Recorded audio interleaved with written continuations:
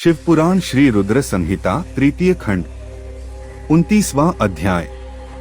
शिवजी द्वारा हिमालय से पार्वती को मांगना। ब्रह्मा जी बोले हैं महामुनि नारद, भगवान शिव के वहां से अंतर्धान हो जाने के उपरांत देवी पार्वती भी अपनी सखियों के साथ प्रसन्नता पूर्वक अपने पिता के घर की ओर चल दी। उनके आने का शुभ समाचार सुनकर देवी मैना और हिमालय बहुत प्रसन्न हुए और तुरंत सिंहासन से उठकर देवी पार्वती से मिलने के लिए चल दिए। उनके सभी भाई भी उनकी जय जयकार करते हुए उनसे मिलने के लिए आगे चले गए। देवी पार्वती अपने नगर के निकट पहुंची। वहां उन्होंने अपने माता पिता और भाइयों को नगर के मुख्य द्वार पर अपना इंतजार करते पाया। वे अत्यंत हर्ष से विभोर होकर उनका स्वागत करने के लिए खड़े थे।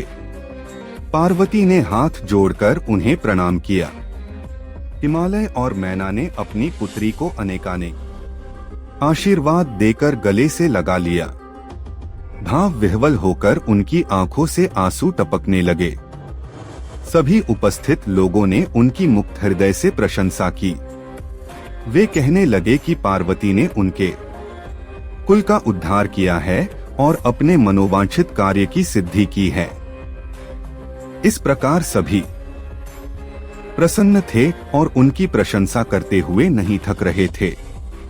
लोगों ने सुगंधित पुष्पों, चंदन एवं अन्य सामग्रियों से देवी पार्वती का पूजन किया।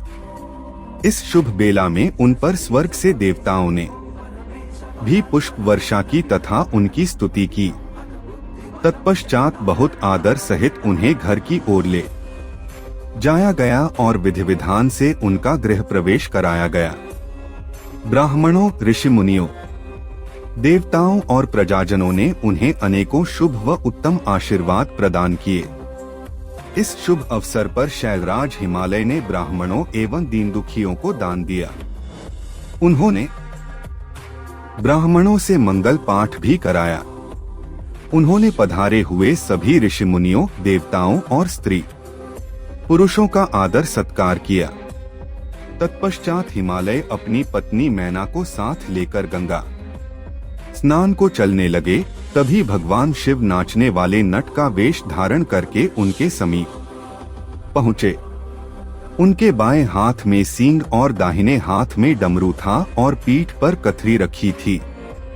उन्होंने सुंदर लाल वस्त्र पहने थे। नाचने गाने में वे पूर्णतः मग्न थे। नट रूप धारण किए हुए शिवजी ने बहुत सुंदर नृत्य किया और अनेक प्रकार के गीत गा कर सभी का मन मोह लिया। नृत्य करते समय वे बीच बीच में शंख और डमरू भी बजा रहे थे और मनोरम लीलाएं कर रहे थे। उनकी इस प्रकार की मन को हरने वाली लीलाएं देखने के लिए पूरे नगर के स्त्री पुरुष, बच्चे बूढ़े वहां आ गए। नटरूपी भगवान शिव को नृत्य करते हुए देखकर और उनका गाना सुनकर सभी मंत्र मुग्ध हो गए। परंतु देवी पार्वती से भला यह कब तक छिपता। उन्होंने मन ही मन अपने प्रिय महादेव जी के साक्षात दर्शन कर लिए। शिवजी का रूप ही अलौकिक है। उन्होंने पूरे शरीर पर विभूति मल रखी थी तथा उनके शरीर पर त्रिशूल बना हुआ था। गले में हड्डियों की माला पहन रखी थी। उनका मुख सूर्य के तेज के समान शोभा पा रहा था। उनके गले में यज्ञोपवीत के समान नाग लटका हुआ था।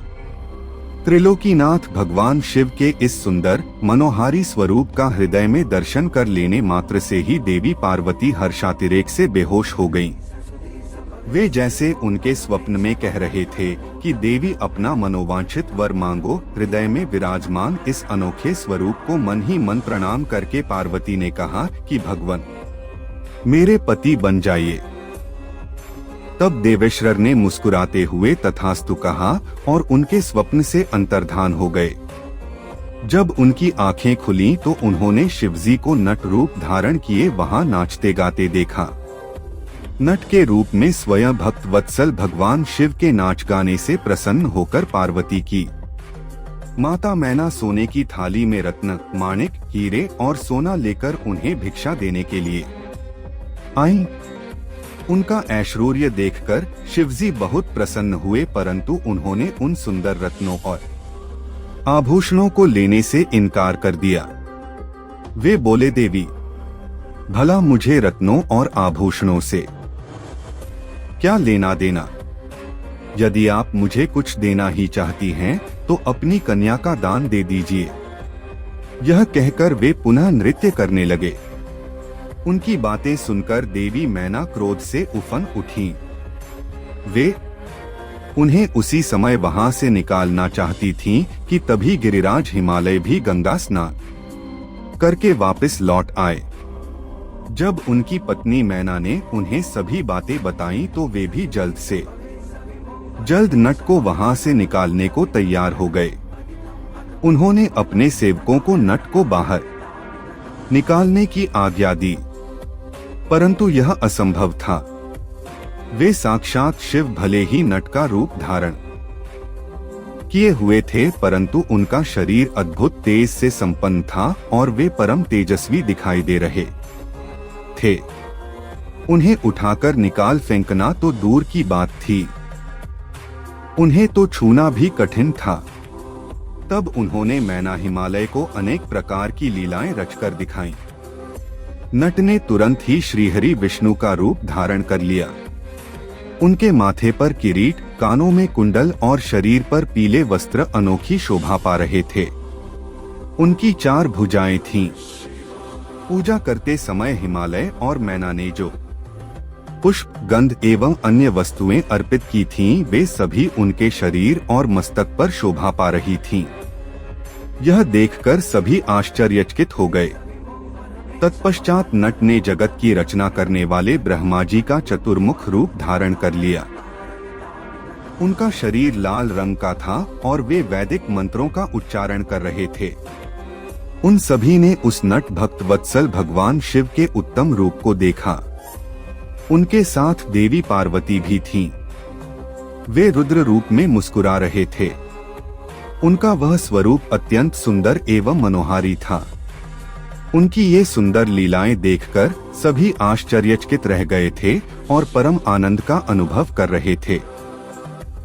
तत्पश्चात पुनः एक बार नट रूपी शिवजी ने मैना हिमालय से उनकी पुत्री का हाथ मांगा तथा अन्य भिक्षा ग्रहण करने से इनकार कर दिया, परंतु शिवजी की माया से मोहित हुए गिरिराज हिमालय ने उन्हें अपनी पुत्री सौंपने से मना कर दिया। बिना कुछ भी लिए वह नट वहां से अंतर्धान हो गया।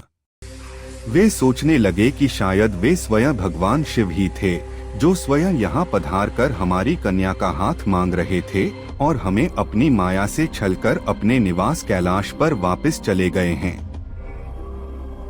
यह सोचकर हिमालय और मैना दोनों ही एक पल को बहुत प्रसन्न हुए, परंतु अगले ही पल यह सोचकर उदास हो गए कि हमने स्वयं साक्षात शिवजी को बिना कुछ दिए और उनका आदर सम्मान किए बिना ही खाली हाथ अपने द्वार से लौटा दिया। वे अत्यंत व्याकुल हो उठे।